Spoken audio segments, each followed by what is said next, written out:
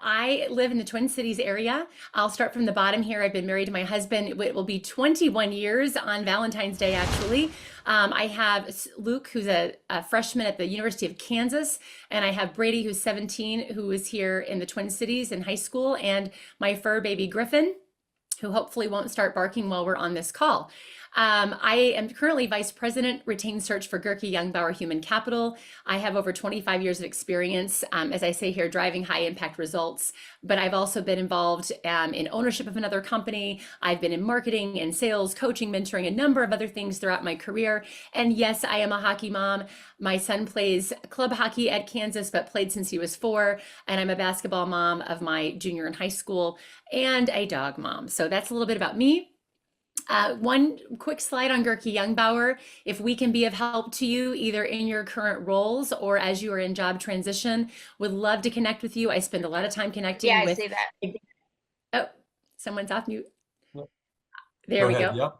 Thanks, Mark. I spend a lot of time working with executives in transition, just trying to fill their cup up, help them feel seen and heard, make great connections, not just locally in the Twin Cities, but nationally. And I know most of you are elsewhere. I'm happy to help you any way that I can, even looking at your LinkedIn profile and some things like that.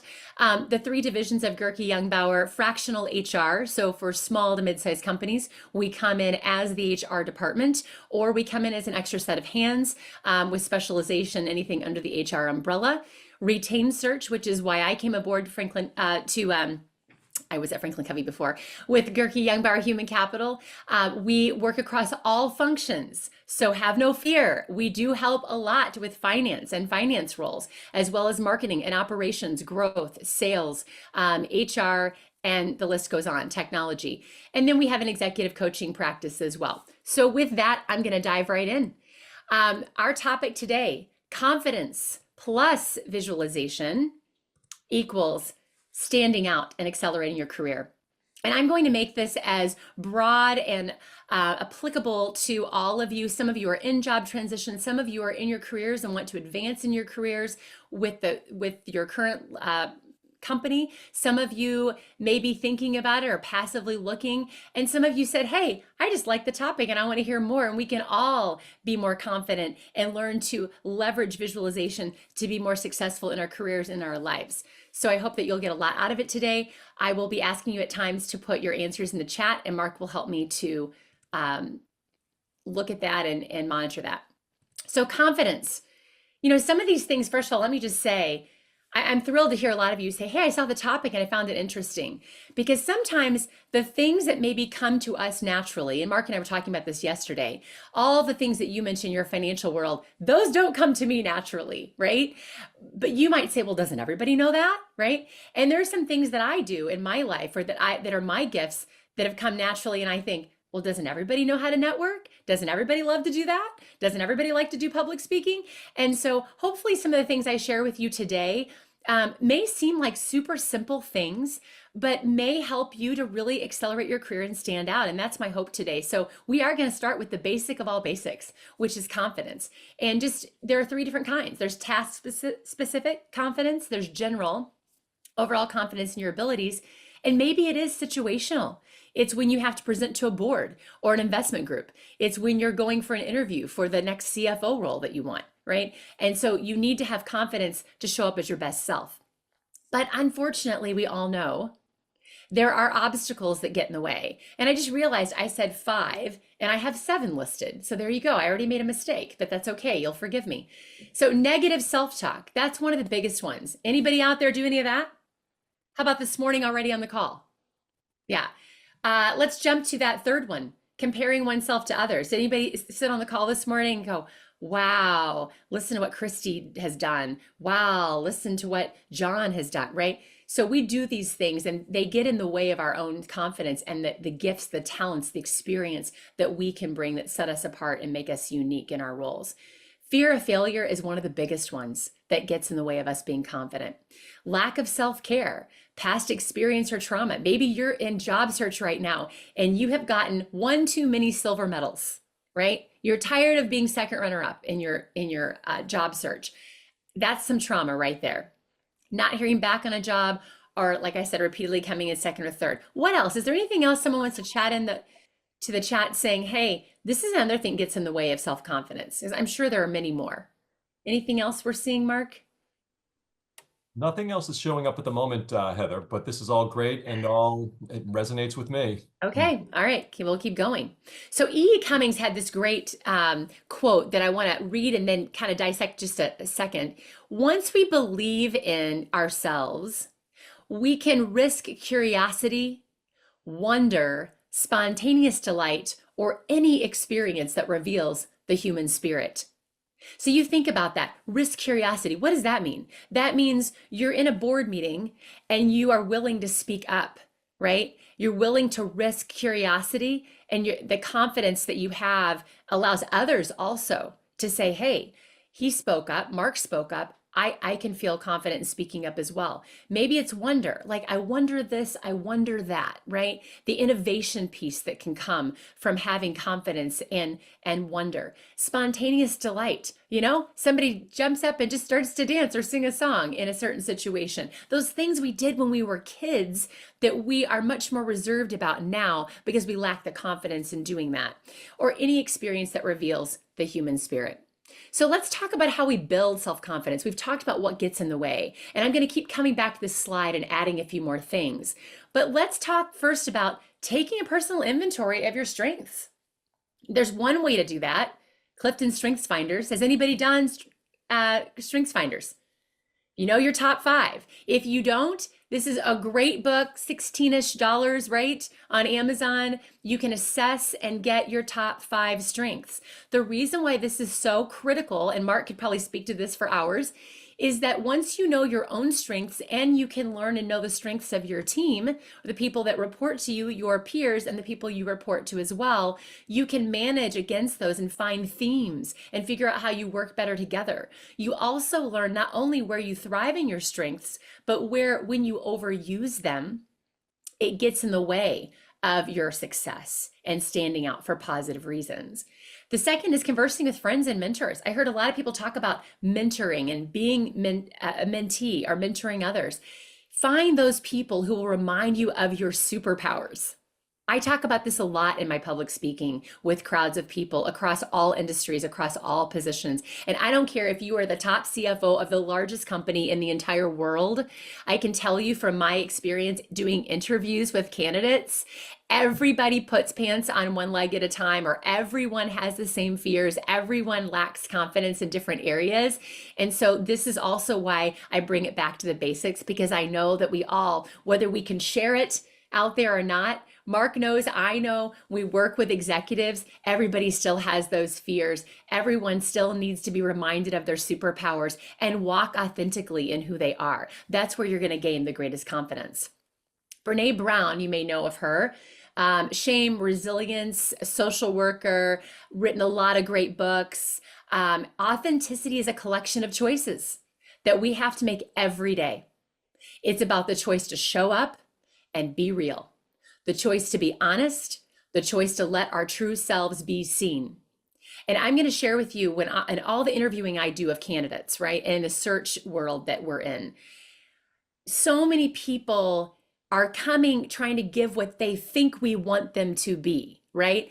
And what happens is people, organizations, teams, people that you lead miss out on the gifts and talents and the real you because you're trying to be somebody else.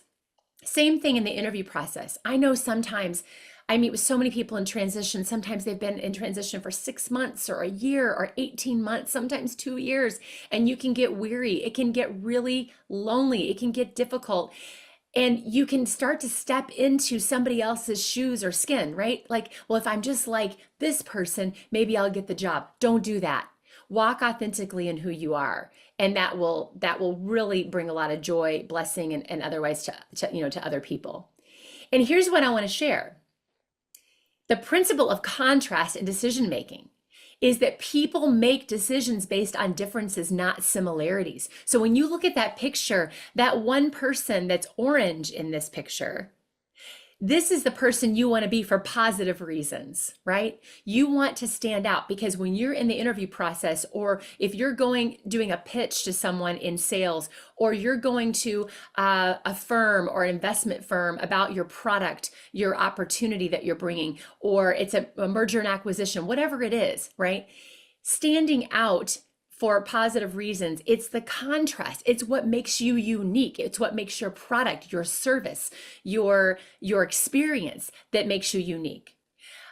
You must also show contrast so that hiring leaders see the value you bring, right?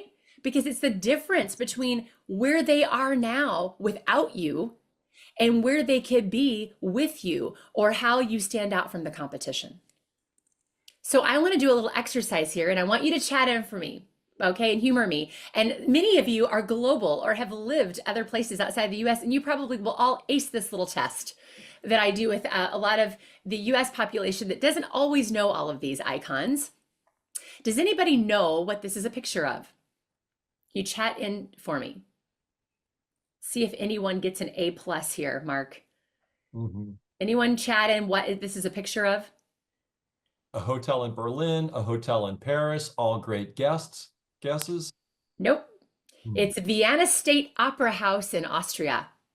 Oh, so Maria actually got it Vienna. Okay. Oh, You see okay. now, All right. Opera House in Wonderful. Vienna, right Yes. under the wire. Okay. Right Here's the there. second one. Here's the second one. Does anyone know? I think we're going to have several people know this. Does anyone know what this is and where? Nothing showing up yet. Oh, I bet a lot of Yeah. you who have lived in the We're UK. saying Berlin, Paris. This is the Royal Opera House in London. So we've had the Royal Opera, we've had the Opera House in Vienna, now the Royal Opera House in London. Now, not everybody at once. You can come off chat too and say, what is this next picture? I see a lot of smiles, so This is the iconic Sydney Opera House. yep. Now So we've just looked, Mark, at 3 different opera houses, right? And they're all beautiful. Nothing wrong with any of them. But I heard some of you say this one might be a hotel, right? This could be a bank, right? But they're all opera houses. What makes the one in Sydney stand out? Anybody? What makes it stand out? so different. So different, so unique, right? And when someone's making a decision around something or they're looking at something, why is this standing out? It's the contrast. It's not that they're all 3 the same because they're all 3 opera houses. It's because of the unique characteristics, the architecture, the design, right? So let's go back to our slide. We've talked about strengths. How do we find out what our strengths are? How do we have those mirrored back to us? It's also about being vulnerable, staying connected, right? Or networking. But I like to think of it as connection and connecting. I will tell you, in all the years of being, especially in the Twin Cities, a lot of people that know me here, if they were on the call, they'd say, Heather's an unbelievable networker. She networks with everybody. Heather knows everybody, right? But here's the difference between networking and connecting. And for all of you who want to build your network just to build your network, or because you're in job transition, if you put on the glasses of connection versus the word networking, you will show up differently. There is a difference. It's a paradigm shift. Trust me on that. And it's about this creating small daily victories for other people and with other people. So if you haven't read the book Go Giver by Bob Burg and John David Mann, wonderful little book. Read it. It will set you apart in your networking and your connection. Connect, learn, grow, give back. It's not just about get what I can get. It's about connecting, growing, giving back.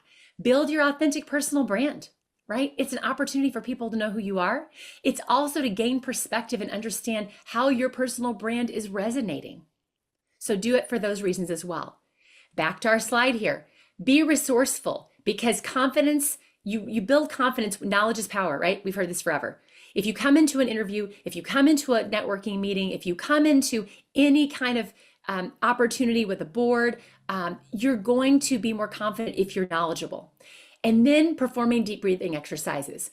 I want everybody to humor me. I can't see you, Mark can. So I'm not going to take offense if all of you are off camera right now, but I want you to do some deep breathing exercises with me. I see you, Stan. I see you on. So I'm going to see if you're doing this, and Mark. But Mhm. breathing exercises will increase your confidence. I like to say take 4 deep breaths, or take deep breath in on the count of 4, and then take a deep, long exhale at the count of 10, and do that like 4 times. So breathing in,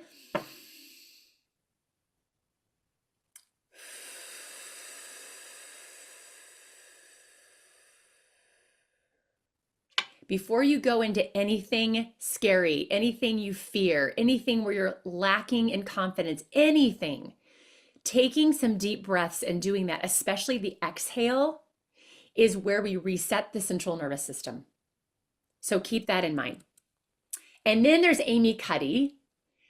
Amy Cuddy is an American social psychologist. She speaks on this proponent of power posing, superwoman, superman posing, the power pose. And so she says the whole body mind thing comes into play when you're feeling that self-doubt, and your body's not going to help you if you're not paying attention. So your body's going to go with the self-doubt and make you feel worse. So by making the adjustments, pulling your shoulders back, standing up straight, walking in a more sort of expansive way, all sorts of little things will help pull you out of that self-doubt. Our nonverbals govern how other people think and feel about us, and there is a mind-body connection. Our bodies change our minds can change our behavior, and our behavior can change our outcomes. And that's Amy Cuddy. So I want you to know, I did this morning, even though I do a lot of public speaking, even really great famous public speakers. I'm not saying I'm famous. Others who are famous public speakers get nervous. It's normal. What I did in the mirror this morning looks super silly. But if you do this at home, go in a bathroom, shut the door, and you do this. I want to see everybody do this. It's this Superman, Superwoman pose, right? When you do this, there's a mind-body connection. It empowers you, it strengthens you, it gives you confidence. If you are walking down the hall like this into a meeting, if you are getting onto a virtual call, right? And the way that you're sitting back, or you're feeling antsy, you're feeling nervous, right? Doing this pose beforehand, doing some deep breathing exercises will help to center you and give you more confidence. So now we go back to our screen here, our slide, executive presence. Okay, I already heard and I saw the eyes roll. I already heard oh my goodness, is she going to talk about executive presence? Yes, I am, but we're going to define it differently. So here's the deal. I'm not talking about wearing a suit, okay? Maybe you have to dress the part. Maybe you do have to wear a suit. Maybe it's an interview for a bank, on Wall Street, whatever, right? You have to wear a suit. I'm talking about your ability to inspire confidence. And sometimes it's something that we can see in people, but it's hard to explain. It's hard to really explain what that looks like. And so we're going to look at that a little closer. So it's inspiring confidence in those that report to you, that you're the leader they want to follow. It's among your peers, that you're capable, you're reliable. And it's among senior leaders. It might be the board, and if you're a C-level leader. It might be the C-level if you're a director or you're a VP, right? That among senior leaders, that you have the potential for great achievement. There's also exhibiting executive presence in other ways. We've talked about authenticity. We've talked about being positive. I touched on dress the part. It's important to know how you should dress. It might be a golf shirt. It might be a blouse, ladies. It might be a sweater. It doesn't have to be a suit, but dress the part. Dress the part for the job you want, not the job that you have. And I will tell you, as a recruiter, and having been a partner in a retained search firm, and being a VP in this search firm, and doing a lot of interviews, it is not always the person coming in a suit, but it's knowing, really and truly, it's being maybe dressed up a little bit more than what you have to be. Always err on the side of dressing more than less, okay? Removing distractions, especially if you're live online like this. Projecting your voice, having confident posture. Make eye contact and smile. Okay, when you are on these interviews like we are on right now on Zoom, please resist fidgeting in your chair. please resist looking down here. And somebody's looking at the top of my head right now, right? Resist being down here or way up here. It's really important how you're showing up on those calls and your posture and making eye contact with the camera. Right now, I'm looking at the camera. Right now, I'm looking at Stan. I'm looking at Mark. I'm looking at Ramon, right? Roman. Okay, so it depends on, people don't want to have a conversation with you or an interview and you're looking over here the whole time, right? So make sure that you're looking into the camera as much as possible. Sometimes you'll look at the actual person because you want to feel like you're connecting with them, right? I'm looking now at Mark because I want to connect with Mark, but this is when I'm looking in the camera. Be aware of your body language, be prepared and do your homework. We talked a little bit about that. And please be inquisitive. Please ask questions. When you're in a networking meeting, when you go in for an interview, right? People want to know that you care about them and know about them, want to learn about them. And people like to talk about themselves. Does anyone know that? They like to talk about themselves. So if you're looking for a job and you're going and networking with someone, know about them, ask them a lot of questions. You will be amazed. I'm telling you, every time, by the end of the conversation, they'll say, oh, I mean, Avi, I'm so sorry. I didn't even ask about you. How can I help you? Tell me about you, right? Because you've been asking so many questions and talking about them. Virtual presence. I talked about this a little bit, but I want to go over it quickly. 3 E's to remember, critical to excellence in online meetings. 1 is engagement, right? Engaging with the people you're talking with. That means your tone of voice, smiling, eye contact. Second one is environment. I can't tell you the number of C-level people that I have been interviewing that have an unmade bed in the background or have something like, hey, use a green screen, use a virtual background. Just go somewhere where it's a little more plain, right? It doesn't have to be anything fancy, but just be aware of your environment and equipment. Test it out beforehand. Mark and I did that today and yesterday. Test your equipment out, and everybody understands technology breaks down sometimes. That could even happen to Mark and me here in a couple of minutes. Hopefully not, but be ready for that. Hopefully not. Now, we've talked about confidence. We've talked about what gets in the way. We've talked about how to build confidence. But if you really want to take it to the next level, it's adding in the visualization piece that really is going to equal standing out and accelerating your career. So let's dive into visualization. Visualization defined, okay? Here we go. Simple technique. It's creating strong mental image of a future event.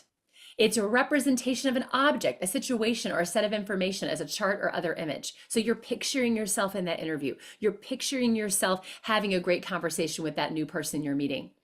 It's also a motivator and a map to the brain. It literally is a map to the brain. There is science behind this. Okay, helping you navigate your way from being behind your goal to reaching or exceeding your goal. So how many of you have done a vision board? Can you come off mute or put it in the chat? I'd love to know how many have done a vision board. It could be digital, could be physical.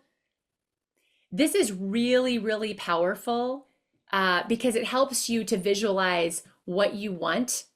It is also, it's the inputs that you, in building the vision board related to what you want in your next job or career that will help you to actually excel and to reach those goals. So I thought we'd build one together, kind of. I already put one together, but here's an example. Let's say you're looking for your next job and okay, I don't know here, but there we go. I was wondering what was going on.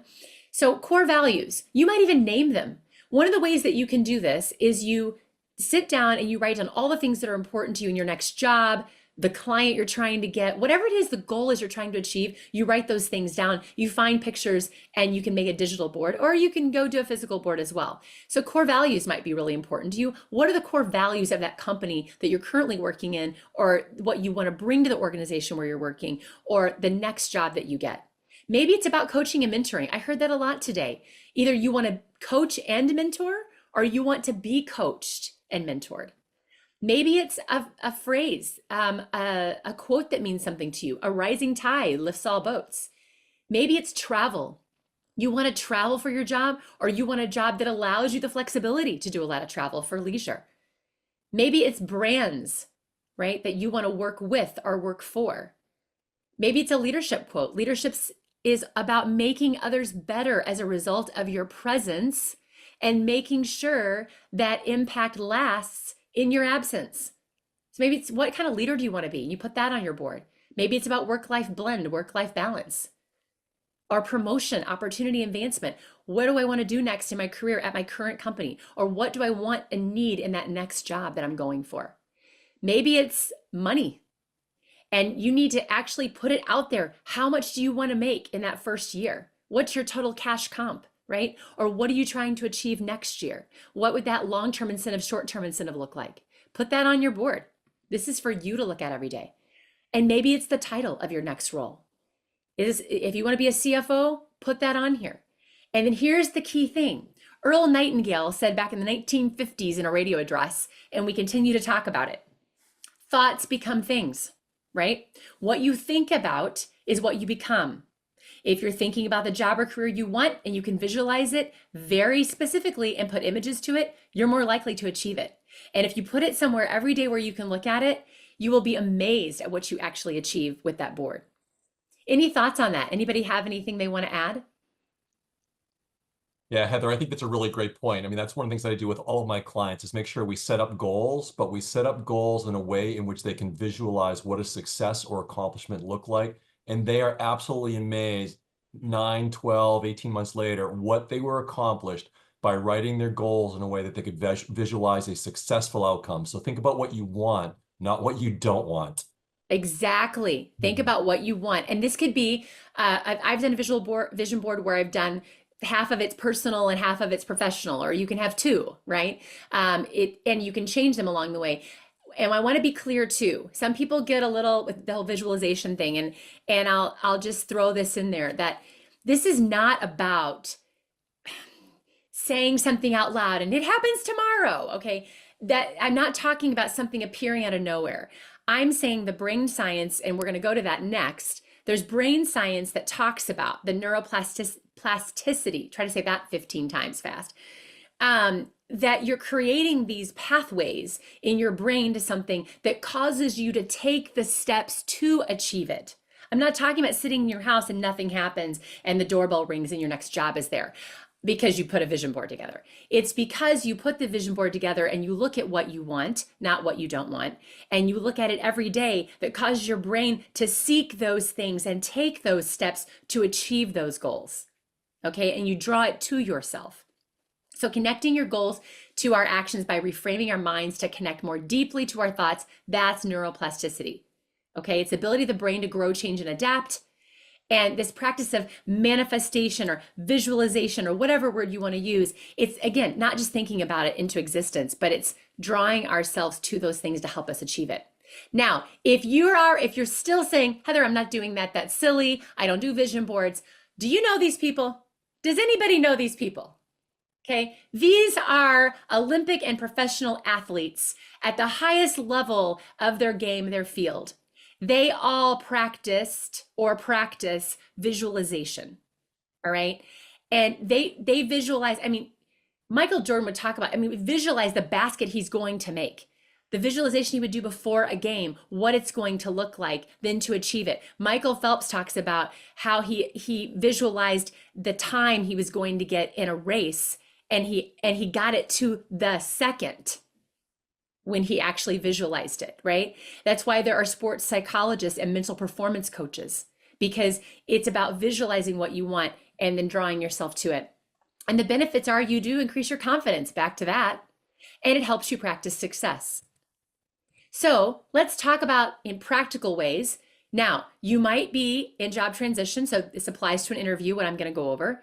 It might be that you are doing fabulous in your job and you just want to grow where you are and stand out or get to the next level or be recognized. Okay, all of these things can apply. But in the sense of an interview or a very important meeting, think of it that way. Here's what this practically looks like. See what you want to happen every step of the interview or meeting. How will you feel? What's your body language? Like literally picture it. What will it look like to bring your best authentic self? How is each person responding to you? I mean, when I've coached candidates, you know, the CIO of a big company that we did a search for last year, I talked with him about when you go in there, Darren, when you get off the elevator, okay, and you're going in there for this day long of interviews, you need to put your shoulders back. head held high. Picture the team that's going to report to you laughing, smiling, responding to you, right? Picture the CEO of the company nodding in agreement with you, right? You're connecting in the way you want to connect, right? All of these things are important. And then how will you sit in your chair? How will you walk down the hall? These are all important things on how you prepare for that interview. And what outcome do you want? Picture it. Oprah Winfrey said, create the highest, grandest vision possible for your life. The highest, grandest vision possible for your life, because you become what you believe.